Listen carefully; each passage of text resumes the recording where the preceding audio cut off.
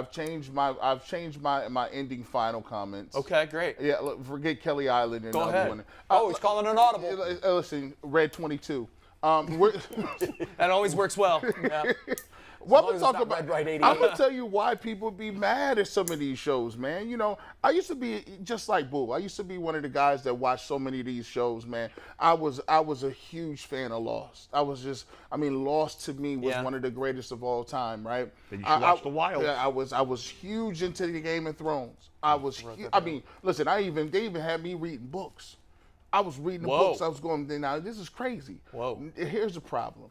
When you have these shows that are great, like Jay said, they're great for 5.5 seasons. They may be great for 6 seasons. But come to that season finale, the writers just go back and retcon everything and destroy everything the premise of the show was made on. Don't have Daenerys Targaryen turn into...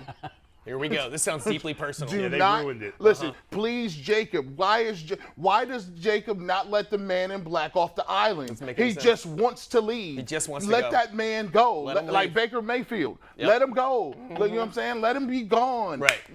I don't understand it. What happens in these shows be great for 9 seasons, then guess what? You look around. That's too many, G. Yeah. 6 seasons, you be good. I just watched a little series called The Dome. Or Underneath the Dome, or one of those. All right. Oh gosh, the last season turned into CGI.